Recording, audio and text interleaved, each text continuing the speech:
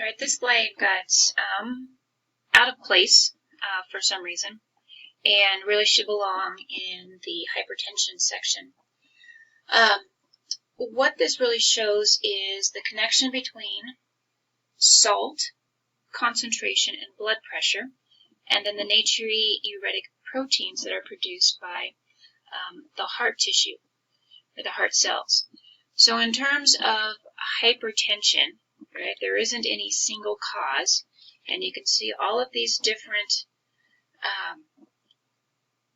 components or activities that can cause or be a result of high blood pressure. All right, the genetics, decreased dietary potassium, magnesium, calcium, increased dietary sodium intake, insulin resistance, obesity, kidney disease, dysfunction of the natriuretic hormones, endothelial dysfunction, renin, aldosterone, angiotensin, aldosterone pathway. There's also the age issue in terms of developing hypertension, more common in men than women under age 55, but after you go over age 55, more common in women. So the natriuretic peptides are released by the heart muscle when there's an increase in the transmural atrial pressure, an increase in volume, blood volume, and these can lead to congestive heart failure, or when you have an increase in mean arterial pressure. Right? Too much salt creates an osmotic shift out of the cells, which results in an increase in plasma volume.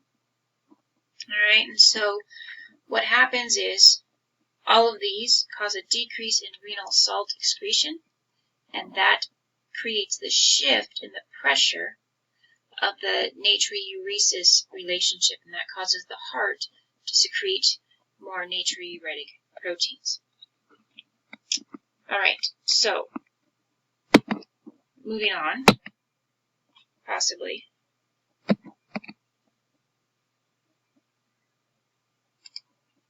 There we go. An aneurysm. All right, the aneurysm is the local dilation or outpouching. I like using the pooch better, but some students in the past have made fun of me for doing this, so I try to remember not to make that mistake. I always do. So, an outpouching of the vessel wall or the cardiac chamber, and you have several examples here in this figure. You have fusiform, which is circumferential, fusiform saccular, so you have, instead of it being the entire circumference of the vessel, you have the little sac for a saccular, and then dissecting saccular. And these three are going to be examples of true aneurysms because they are involving all three layers of the vessel wall: the tunica intima, the tunica media, and the adventitia. All three of these, you can see, have physical issues. Here, it's a false one because you really don't have any effect on the tunica intima here.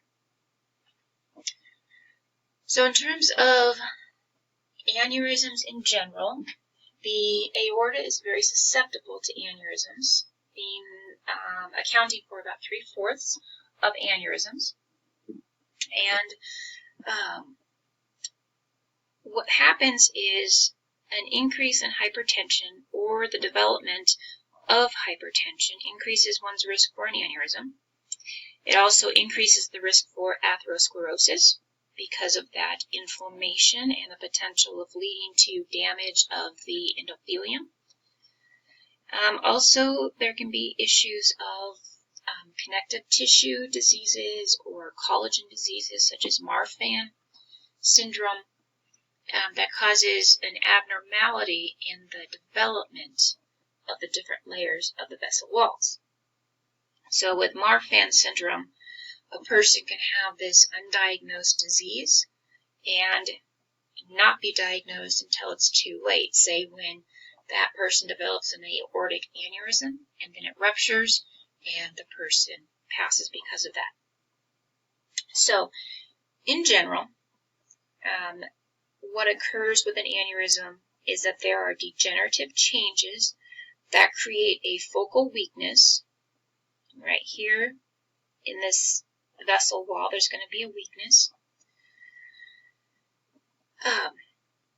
in the muscular layer, and specifically talking about the aorta, but it's going to be the same wherever you could have an aneurysm develop, whether that's in the vessel in the brain, in the leg, wherever.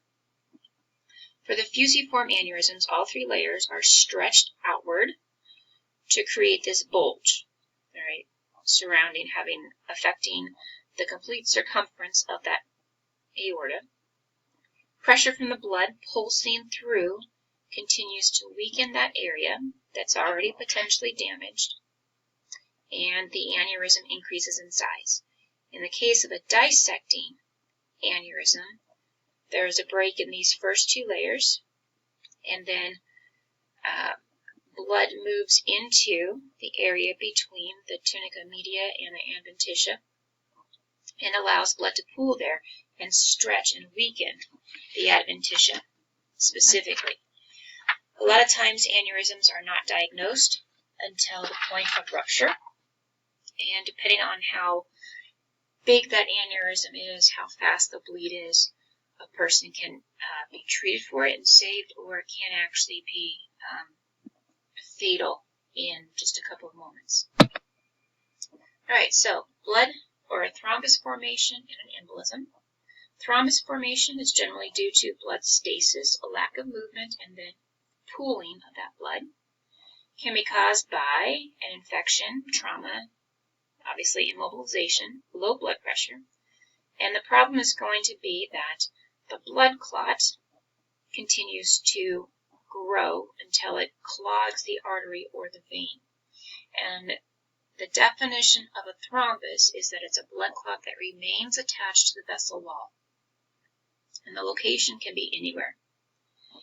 For an embolism is a bolus of matter that is in circulation. All right, so what are these bolus of matter? It can be a dislodged thrombus, so a thromboembolism is going to be a blood clot that gets loose and that is circulating. It can be an air bubble. It can be amniotic fluid in the process that occurs during the process of delivery. Aggregate of fat. It could be bacteria, cancer cells, part of an atherosclerotic plaque, or some sort of foreign substance. Pulmonary embolisms usually arise from the venous side and from deep veins within the legs. All right, a deep vein thrombosis, or DVT, it's an obstruction of venous flow leading to increase in venous pressure, and it's obviously going to be deep within the tissue. Major complications is the thrombus becoming dislodged and then moving to the lungs to create a blockage in the pulmonary circulation. 3 factors create a thrombus to develop. All right. Well, the major factors here: venous stasis, venous endothelial damage, and hypercoagulative state. These 3 factors can create a thrombosis anywhere. You can see how a person in poor health, whether due to lifestyle or other health conditions, anything that may put the person on bed rest, can dramatically increase their risk for a stroke when you combine 2 or more of these factors.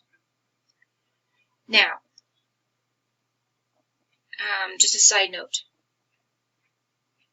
there's a commercial on TV for DVT blood clot, all right, to help treat, or if you've ever been diagnosed with a DVT blood clot, you can take this. It decreases your risk for another one, I believe.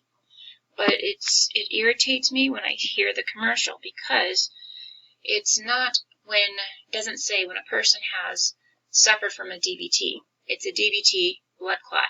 Well, a blood clot is this thrombosis. So they're actually saying blood clot twice by using the word thrombosis. Just a minor irritation to my anal retentive tendencies of sorts. All right, back on topic, this post-thrombotic syndrome, PTS, also called venous stress disorder. This occurs in as many as 25 to 60% of patients that have an initial DVT. So, wide range of numbers here. And this is going to represent a long-term complication. So overall, you have a decrease in blood flow to that specific area of the body. Signs and symptoms are pain, itching, skin discoloration, varicose veins. An ulcer can develop, which is a true complication and needs to be treated. Signs and symptoms such as pain and itching, you may not be able to do anything about that. The actual issue is going to be that the vasculature during the time of the DVT is unclear, but there's inflammation that occurs. It is known that there could have been permanent damage to the venous valvular system, right? Those microscopic valves that are within the veins. It is known that the long-term damage can create long-term venous hypertension, really just throughout that area. All right, then coronary artery disease. All right, the last major material for this section. Coronary artery disease, also called CAD, is any vascular disorder that narrows or occludes the coronary arteries.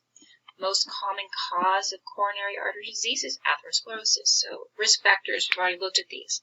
Dyslipidemia, hypertension, cigarette smoking, diabetes, and then obesity or sedentary lifestyle.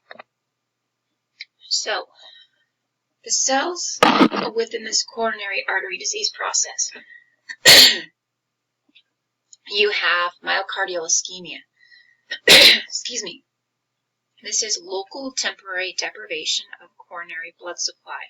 So you think about how the heart has blood pumping through it at all times, but the heart itself has to have its own blood supply.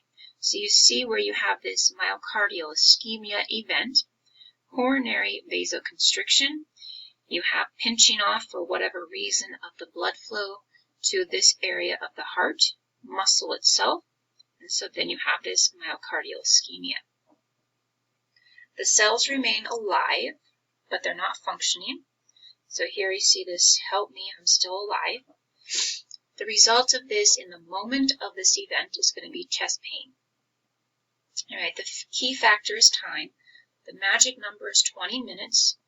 Up to this point, the cells are deprived, or if the cells are deprived of oxygen, they can still probably come back and be functional if oxygen is reestablished.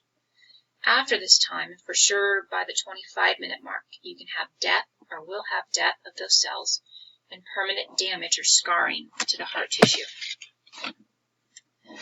So is it a big deal? Yes, you have approximately 700,000 in the U.S. every year who will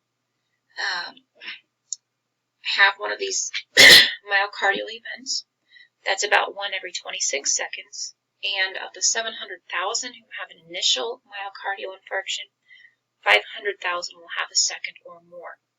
And 1 person is going to die every minute from a myocardial infarction. So, it's the sudden and extended obstruction of the myocardial blood supply. I mentioned that on the previous slide.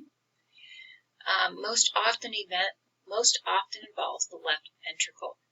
And there's cellular injury that's followed by the cellular death, or that is followed by cellular death, and there can be structural or functional changes, which we see here. So this is figure 24:14, and one of your objectives is to know what are the 3 structural or functional changes. And right here you have the diagram that takes you through acute coronary syndrome. All right, and these are the structural functional changes. If the ischemia is sustained, you have stunned myocytes, all right, they're stunned. They can go into a point of hibernating to try to minimize the metabolic damage, and then you can have myocardial remodeling.